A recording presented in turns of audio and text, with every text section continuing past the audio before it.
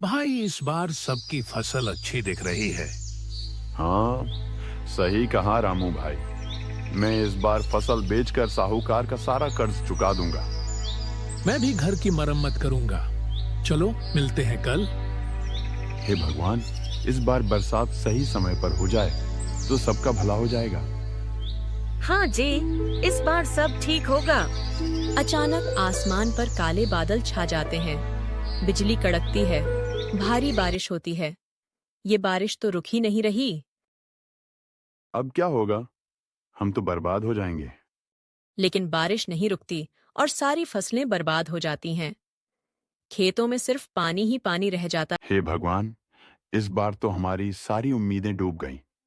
अब साहूकार का कर्ज कैसे चुकाऊंगा?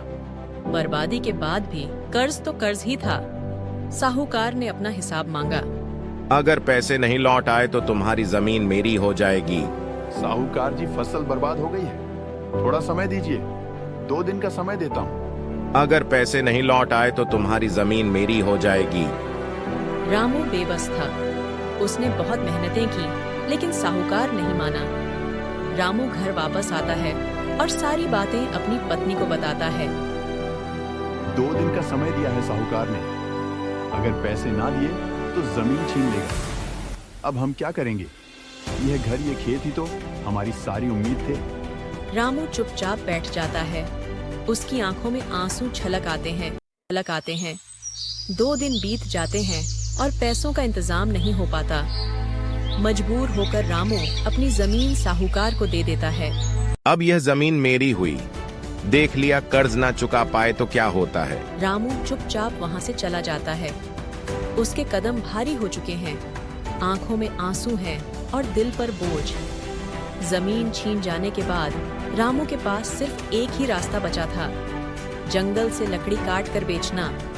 रामू रोज लकड़ियां काटता और उन्हें घर ले जाता। उन्हें बेचकर कुछ पैसे कमाता। एक दिन रामू हमेशा की तरह जंगल में लकड़ी काट रहा था। तभी वहां पर एक साधु आते हैं। बेटा, मुझे बहुत भूख लगी है। तुम्हारे पास कुछ खाने को है क्या? नहीं साधु महाराज, मेरे पास खाने को तो कुछ नहीं है, पर मेरे पास 5 रुपए हैं। आप पास के ढाबे से भोजन कर सकते हो। रामू के पास और पैसे नहीं थे, फिर भी उसने वो 5 रुपए साधु को दे दिए।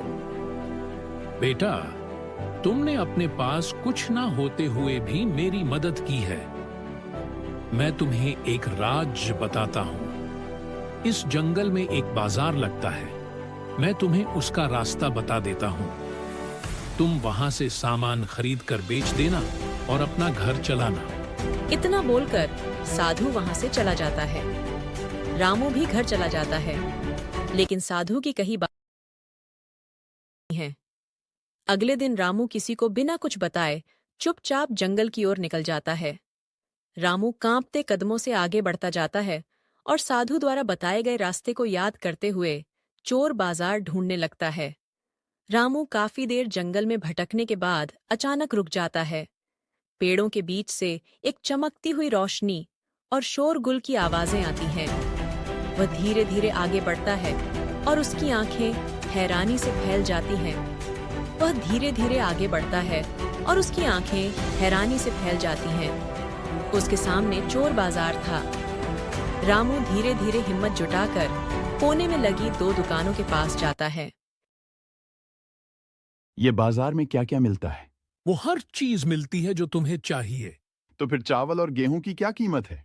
तुम कोई भी अनाज लो, सब 1 रुपये का 50 किलो है। अरे वाह, तो फिर मुझे 50 किलो चावल और 50 किलो गेहूं दे दो। रामू दुकानदार को पैसे देकर जितना अनाज वह उठा पाता है लेकर गांव की तरफ चल पड़ता है।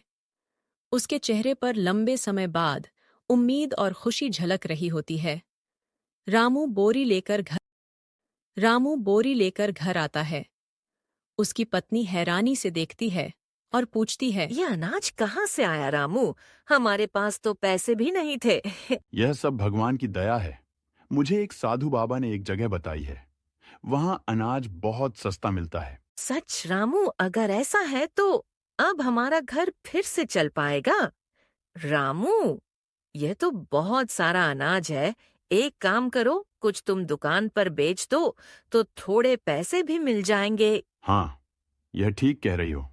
अगर अनाज बेच दिया तो घर का खर्च भी चलेगा और कर्ज भी धीरे धीरे उतर जाएगा।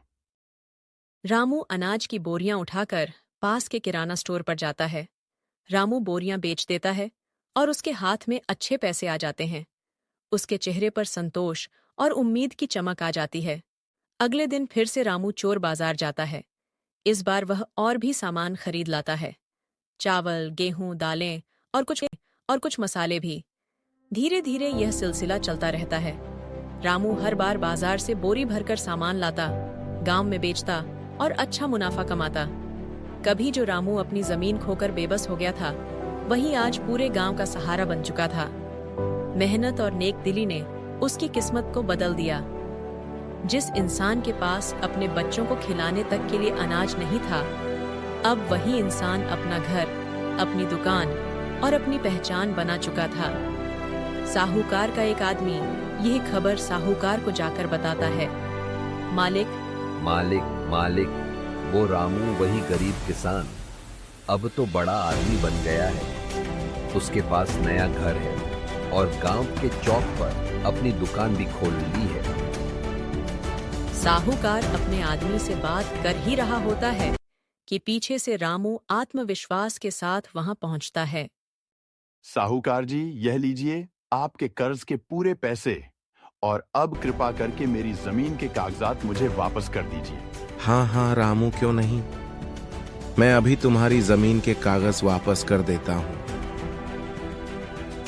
धन्यवाद साहूकार जी, अब मेरी जमीन मुझे वापस मिल गई।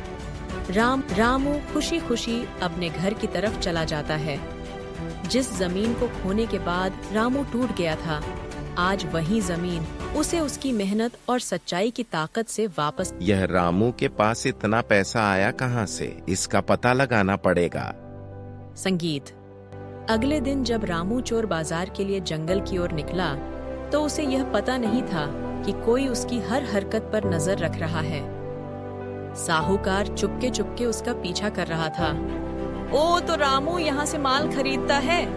ठीक है, कल मैं भी यहाँ आऊंगा और सोना खरीद लूंगा। फिर देखता हूँ कैसे रामू मुझसे आगे निकलता है। ओ, तो रामू यहाँ से माल खरीदता है। अगले दिन साहूकार चोर बाजार के लिए निकल जाता है। अरे ये चोर बाजार किधर गया, कल तो यहीं था। साहूकार इधर उधर देखता है, लेकिन उसे कुछ भी नहीं मिलता। वह हैरान और गुस्से में खाली हाथ अपने घर वापस चला जाता है। साहूकार घर जाकर भी जंगल के चोर बाजार के बारे में ही सोच रहा था। रामू अपनी पत्नी से कहता है, मैं सोच रहा हूँ एक आखिरी बार चोर बाजार से कुछ खरीद लूं और सबका धन्यवाद कर दूं, क्योंकि उसी की वजह से हमें सब कुछ मिला है। रामू जंगल के रास्ते पर जा रहा होता है कि तभी उसे वही साधु मिलते हैं जिन्होंने उसे चोर बाजार का रास्ता बताया था। प्रणाम साधु महाराज। कहाँ जा रहे हो बेटा?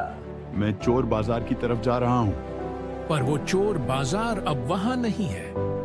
अब वो कहीं और लगा होगा, किसी और जरूरतमंद की मदद करने के लिए। इसलिए तुम घर जाओ और सुखी रहो। ठीक है साधु महाराज। और रामू वापस घर की तरफ चल पड़ता है।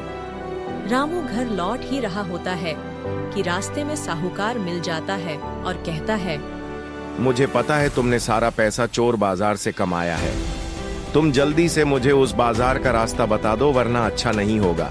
हाँ, लेकिन अब वो चोर बाजार वहाँ से कहीं और चला गया है और वह सिर्फ जरूरतमंदों की मदद करता है।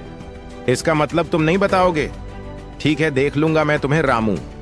अगली रात जब रामू अपनी दुकान बंद करके घर चला जाता है, उसके जाने के बाद साहूकार वहां आता है और उसके हाथ में जलती हुई मशाल होती है और गुस्से से तिलमिलाया हुआ साहूकार आधी रात को चोरी छिपे रामू की दुकान को आग लगा देता है। जैसे ही वह भाग रहा होता है, गांव का सरपंच उसे देख लेता है, पर तब तक दुकान बर्बाद हो चुकी होती है और साहूकार भी वहां से भाग जाता है। संगीत। अगली सुबह पंचायत लगती है। उसमें साहूकार और रामू को भी बुलाया जाता है। कल रात किसी ने रामू की दुकान जला दी है, उसी बारे में सब चर्चा कर रहे हैं। ये रामू की दुकान किसने जलाई? साहूकार जी, इतने भोले मत बनो। कल मैंने तुम्हें रामू की दुकान जलाते हुए देख लिया था। बोलो साहूकार, तुम्हारा क्या कहना है इसके बारे में? हाँ हाँ, मैंने ही गुस्से में आकर रामू की दुकान जलाई थी। मुझसे उसकी तरक्की देखी ही नहीं गई। साहूकार, तूने जमीन छीनी, कर्ज के नाम पर लूटा और अब दुकान भी जला दी। तू गांव में रहने लायक नहीं है। गांव वालों गुस्से से नहीं, सच्चाई और मेहनत से ही इंसान जीतता है। साहूकार ने अपनी गलती मान ली है। हाँ, पर साहूकार, तुम्हें रामू की दुकान दोबारा बनवानी पड़ेगी और गांव के सब किसानों का कर्ज आधा करना पड़ेगा। ठीक है, जैसा आप सब कह रहे हैं वैसा ही होगा। अन्याय चाहे कितना भी बड़ा क्यों ना हो, जब लोग एकजुट होकर खड़े होते हैं तो सच की जीत और बुराई की हार तय हो जाती है।